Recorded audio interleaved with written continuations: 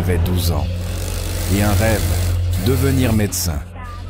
Mais ce n'était pas son pays qui l'en empêchait, ni son intelligence, ni sa volonté. Ce qui l'a arrêté, c'est la chaleur d'un sol d'usine, la fatigue des nuits sans sommeil, les aiguilles qui ont remplacé les crayons. À Dhaka, au Bangladesh, Jui a troqué l'enfance contre la survie. Et dans cet échange, c'est sa petite sœur qui a hérité du droit de rêver. Il faisait une chaleur écrasante. L'air était saturé de sueur, de poussière et d'abandon. Autour de moi, des enfants travaillaient pieds pots nus, les mains plongées dans des bains chimiques, le regard figé dans une maturité prématurée. Et quand l'un d'eux m'a murmuré qu'il voulait devenir médecin, j'ai compris que cette histoire n'était pas un reportage. C'était une alarme. Ce que vous allez voir n'est pas une mise en scène. C'est une vérité inconfortable. Une vérité cousue dans chaque vêtement à bas prix, dans chaque made in sans visage. Ici, dans les ruelles de Dhaka, l'industrie du textile n'a pas seulement façonné une économie. Elle a aussi volé l'enfance à toute une génération. Ce documentaire n'est pas sur des chiffres. Il est sur des regards, sur des corps qui s'épuisent avant d'avoir vécu, sur des rêves qu'on enterre pour produire nos envies. Aujourd'hui, vous allez voir le prix réel de nos vêtements. Pas celui affiché en vitrine, mais celui qu'on paie en vies humaines. Bienvenue sur Millionnaire par conviction, là où les vérités les plus dérangeantes rencontrent Hustlers, histoires les plus humaines. Ils grandissent entre les machines. Ils respirent des produits chimiques avant même de savoir ce que veut dire jouer. Ici, dans les faubourgs de Dhaka, l'enfance s'efface dès les premiers pas. Dans ces usines sans fenêtres, le bruit assourdissant des aiguilles remplace les cris de la cour de récré. La chaleur y est infernale. L'air est lourd, presque irrespirable. On transpire sans rien faire. Alors imaginez ces enfants, debout toute la journée, pieds nus, le regard fixe. Ce n'est pas une exception, c'est la norme. Le Bangladesh est devenu le deuxième exportateur mondial de vêtements. Et derrière cette réussite économique se cache une vérité qu'aucun logo ne révèle. Plus de 4 millions de travailleurs, dont des milliers d'enfants, œuvrent dans l'ombre du fast fashion. Plus les vêtements sont bon marché, plus le prix humain est élevé. Les grandes marques occidentales imposent leur cadence. Ici, on produit vite, très vite, trop vite. Dans ces murs, chaque fil cousu est une minute d'enfance volée. On ne joue pas. On assemble, on répète, on obéit. Ce monde parallèle existe pour satisfaire notre besoin de nouveauté, d'élégance instantanée, d'acheter sans réfléchir. Mais après ce que vous venez de voir, pouvez-vous encore regarder votre t-shirt de la même manière? Si ce genre de vérité mérite d'être connu, alors abonnez-vous maintenant à Millionnaire par conviction. Car ce n'est qu'en montrant l'invisible qu'on peut commencer à le transformer. Le Mama Sarsat, silence est trompeur au bord du Buriganga. Il y a des enfants qui rient quelque part, des silhouettes qui bougent lentement, comme si l'air lui-même pesait trop. Mais quand on s'approche, ce n'est pas un fleuve que l'on découvre. C'est une plaie ouverte, un miroir noir qui reflète tout ce que l'on préfère ne pas voir. Cette eau, autrefois vivante, transporte aujourd'hui le poison de milliers d'usines. Elle brûle la peau, elle irrite les poumons, elle s'infiltre dans chaque recoin du quotidien des habitants de Dhaka. On y lave les vêtements, on s'y baigne parfois par nécessité, on y joue, on y survit. Et quand on touche sa surface, on comprend. Cette eau qui ronge les berges, ronge aussi les corps. Elle n'est plus un élément vital, elle est une sentence. Des enfants travaillent juste à côté, pieds nus dans la boue saturée de résidus chimiques. Certains ont les bras jusqu'au coude dans des cuves de produits toxiques. Leurs mains, trop petites, manipulent des tissus imbibés de teinture industrielle, de solvants, de colle. Et cette eau, elle entre par leurs pores, elle pénètre leurs poumons, elle devient partie d'eux. Est-ce qu'un simple vêtement vaut ça? Un jean parfaitement coupé, un t-shirt à la mode, une robe à petit prix? Peut-on encore prétendre qu'on ne sait pas, que ce n'est pas notre affaire? Quand vous passez devant une vitrine éclatante, pensez-vous à ceux qui n'en verront jamais l'intérieur? Quand vous lavez vos habits, Vous demandez-vous dans quel... Oh, ils sont nés. Le Buriganga n'est pas une métaphore. C'est la réalité brute, celle qui brûle les yeux autant que la conscience. C'est ici que les rêves s'effondrent dans la vase, que les promesses de développement se noient dans l'indifférence. Et pourtant, des millions de pièces de vêtements continuent de quitter ces rives chaque mois. Lavées, repassées, étiquetées, prêtes à être portées à Paris, à Bruxelles, à Berlin. Mais une fois portées, est-ce qu'on sent le poids de cette eau noire sur nos épaules? Bienvenue sur Millionnaire par conviction. Là où les vérités que l'on ne veut pas entendre prennent enfin la parole. Les ruelles sont étroites, presque secrètes. À chaque tournant, on entre un peu plus dans un monde parallèle. Celui qui ne figure pas dans les catalogues de mode, ni sur les pages web brillantes des grandes marques. Ici, on ne parle pas de collection. On parle de production, de rendement, de survie. Il nous a fallu des heures de négociations silencieuses pour pouvoir franchir cette porte. Derrière, pas de machine dernier cri ni d'atelier aseptisé, juste des enfants. Assis sur des tapis râpés, entourés de boîtes, de fils, de tissus, de colle. Leurs gestes sont mécaniques. Une main tient, l'autre presse, puis passe au suivant. Chaque pièce avance comme sur une chaîne invisible. Ce sont des chaussures, des chemises, des vestes. Et sur l'étiquette, on lira peut-être « Made in Italy », fabriqué à la main. Artisanat d'excellence. Mais ici, personne ne parle italien. Et les mains sont bien trop jeunes pour être celles d'un artisan. Un homme nous désigne un garçon de 7 ou 8 ans. Il porte un t-shirt bleu, ses yeux semblent éteints. Il colle sans lever la tête. Le patron sourit. Il nous explique que les enfants sont plus rapides, plus précis. Leurs doigts, encore fins, peuvent atteindre ce que les adultes ne peuvent plus. Et surtout, ils coûtent moins cher. À côté de lui, un autre enfant s'applique sur une paire de mocassins en cuir. Ce modèle, dit le superviseur, est vendu en Europe. C'est un best-seller. Et nous voilà confrontés à l'absurde. Un produit haut de gamme, façonné par une enfance volée. La colle qu'ils utilisent, elle n'est pas seulement toxique, elle est aussi détournée. Certains enfants la volent pour la revendre comme drogue de rue. D'autres l'inhalent. Non pas pour s'évader, mais pour oublier. Oublier la fatigue, la chaleur, la faim. Oublier qu'ils ont une famille à nourrir à 10 ans. Oublier qu'ils avaient un rêve, une école, des amis. Et pendant ce temps, ailleurs, à quelques milliers de kilomètres, ces produits sont déballés avec admiration, offerts en cadeau, portés fièrement, photographiés pour les réseaux sociaux. Mais si l'on tendait l'oreille, peut-être entendrait-on encore le silence du garçon en bleu. Celui qui n'a jamais demandé à devenir ouvrier. Celui qui ne sait pas ce que c'est qu'un anniversaire.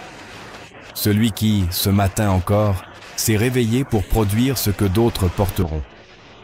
Vous, souvenez-vous de la dernière fois où vous avez acheté un vêtement en promotion? Vous êtes loin de vous demander pourquoi il coûtait si peu. À quel moment avons-nous décidé que notre confort valait plus que leur enfance? Derrière la couture, il y a des noms qu'on n'entendra jamais. Des histoires qui ne feront jamais les couvertures de magazines. Mais elles existent. Et elles méritent d'être vues. Quand tout est fait à la main, mais que ces mains sont encore celles d'un enfant, que reste-t-il de notre définition du luxe? Et vous? Pensez-vous qu'un vêtement puisse encore valoir ce prix?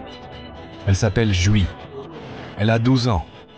Et elle a déjà compris que son avenir n'aura rien d'innocent. Le matin, au lieu de mettre un uniforme scolaire, elle enfile des vêtements délavés et se dirige vers l'usine comme des milliers d'autres enfants. Dans les ruelles de Dhaka, la capitale du Bangladesh, on ne parle pas de rêve. On parle de survie. Sa maison tient en quelques briques. Une seule pièce pour elle, sa petite sœur, sa mère, et parfois, un père absent. Elle dort sur une paillasse partagée, mange ses rares repas et ferme les yeux chaque soir avec la même fatigue dans le regard. Mais Jui sourit. Pas parce que la vie est douce, parce qu'elle sait qu'elle n'a pas le droit de s'arrêter. Elle travaille jusqu'à 2 heures du matin. Elle coude, colle, trie. Chaque geste est répété des centaines de fois. Elle gagne moins de 4 € par jour. Et tout cet argent ne sert pas à elle. Il sert à payer les études de sa petite sœur. Parce que Jui voulait devenir médecin. Mais aujourd'hui, son rêve s'appelle sacrifice. Peut-on vraiment appeler ça une enfance? Peut-on parler d'avenir quand chaque jour est une lutte? Elle raconte qu'elle aimait l'école, qu'elle avait des amis, qu'elle riait. Mais tout a changé le jour où sa mère est tombée dans les dettes. L'école a été remplacée par la chaleur étouffante des ateliers, les cahiers par des machines bruyantes, la liberté par une responsabilité que son petit corps ne devrait pas porter. Est-ce normal qu'une enfant connaisse déjà le mot obligation mieux que le mot jardin? Qu'elle pleure en silence pendant que d'autres choisissent la couleur de leur basket? Elle dit qu'elle est fatiguée, qu'elle ne tient plus, que son dos lui fait mal. Mais elle continue, parce qu'elle ne veut pas que sa sœur connaisse la même vie. Quand elle parle de son rêve, son regard change. Il s'illumine. Une seconde. Puis s'éteint. Parce que même rêver est devenu un luxe. Et dans ce luxe, elle a appris à se taire. Le canal Millionnaire par conviction vous emmène au cœur de ces vies que le monde oublie. Des histoires de vrais, des visages sans filtre, des voix qu'on ne veut pas entendre. Mais si vous êtes encore ici, c'est que vous avez choisi d'écouter. Alors dites-moi, que ressent-on quand une enfant abandonne ses rêves pour qu'un autre puisse encore croire? Est-ce qu'on peut rester les bras croisés? Est-ce que cela vous semble juste? Si vous croyez, vous aussi, que ces histoires doivent être racontées, cliquez sur « J'aime », abonnez-vous et continuez ce voyage avec nous. Parce qu'ensemble, nous pouvons rendre visible ce que tant veulent encore cacher. Il y a un lugar à Dhaka où le bruit des machines s'efface, où les voix des enfants ne sont plus des gémissements de fatigue, mais des rires. On l'appelle Happy Home, mais ce nom ne dit pas tout. Ce n'est pas seulement une maison, c'est un refuge. Un contre-monde dans une ville qui, trop souvent, oublie ses plus jeunes habitants. Ici, on ne parle pas d'objectifs de production ou de délais à respecter. On parle de goûter, de crayons de couleur, de dessins d'arbres avec des cœurs rouges. On parle de rêve. Lorsque Jui est entrée pour la première fois dans cet espace, elle n'a pas tout de suite compris. Elle ne savait plus ce que c'était que de ne rien faire sans se sentir coupable. Elle n'osait pas parler fort, encore moins rire. Mais peu à peu, à mesure que d'autres enfants l'ont accueillie, que les éducateurs lui ont demandé comment elle se sentait, au lieu de ce qu'elle pouvait produire, quelque chose en elle s'est rallumé. Elle a retrouvé sa petite voix. Celle qui disait « Je veux étudier. J'aime dessiner, je voudrais chanter. » Dans les couloirs de Happy Home, il y a des phrases écrites sur les murs. Ce sont les mots des enfants, traduits avec douceur.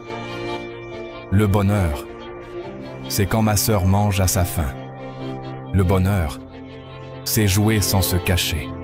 Le bonheur, c'est avoir une amie qui m'écrit, même de loin.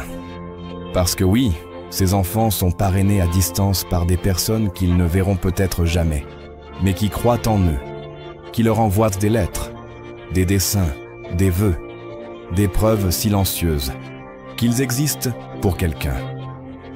ActionAid, à travers ses programmes d'adoption à distance, ne promet pas de renverser le monde, mais elle transforme des vies une par une. Elle rappelle une vérité que notre chaîne défend à chaque vidéo. On ne peut pas changer le monde entier, mais on peut changer le monde pour quelqu'un. Et toi, si tu avais le pouvoir de transformer un seul destin, le ferais-tu? Si tu savais qu'un simple geste, un engagement sincère, pouvait redonner l'enfance à une petite fille comme Jui, quelle serait ta réponse? Si ce que tu ressens maintenant t'a touché, soutiens cette vérité. Laisse ton like pour que cette histoire atteigne plus de cœurs. Abonne-toi pour ne pas laisser ces voix sombrer dans l'oubli. Ce n'est pas seulement un documentaire. C'est une promesse qu'on se fait, ensemble. Quand Jouy a souri en parlant de ses journées de travail jusqu'à 2 heures du matin, quelque chose s'est brisé en silence. Ce n'était pas un sourire de joie. C'était un réflexe, comme un masque que l'on apprend à porter trop tôt, quand on grandit dans un monde où l'enfance est un luxe. Et pourtant, elle souriait. Peut-être parce qu'elle croyait que c'est ainsi qu'il faut raconter sa vie, avec courage, avec dignité, même quand chaque mot murmure une fatigue que personne ne devrait connaître à 12 ans. Ce n'est pas qu'une histoire sur le textile ou sur le fast fashion. C'est l'histoire de ce que nous acceptons de ne pas voir, de ce que nous tolérons, parfois sans le savoir, pour pouvoir continuer à acheter vite, à consommer sans penser. Ce t-shirt que l'on porte, ce pantalon en solde, cette veste à la mode, ils viennent peut-être d'ici, d'un lieu où l'air irrite les poumons, où les rires d'enfants sont remplacés par le bruit des machines. Sur Millionnaire par conviction, nous croyons que certaines vérités méritent d'être dites, même si elles dérangent. Parce qu'au-delà des chiffres, il y a des visages. Parce qu'au-delà des tendances, il y a des vies. Et si ce que nous appelons confort dépend du sacrifice d'un enfant, alors peut-être est-il temps de redéfinir nos priorités. Peut-être que le bonheur coûte très peu pour certains, et tout pour d'autres. Et vous, qu'êtes-vous prêt à voir? Différemment après cette histoire. Si ce que vous avez ressenti en regardant ce témoignage vous a touché, ne le gardez pas pour vous. Partagez cette vidéo et abonnez-vous à notre chaîne pour continuer à découvrir des vérités que trop de voix préfèrent taire. Parce qu'ensemble, nous pouvons au moins ouvrir les yeux.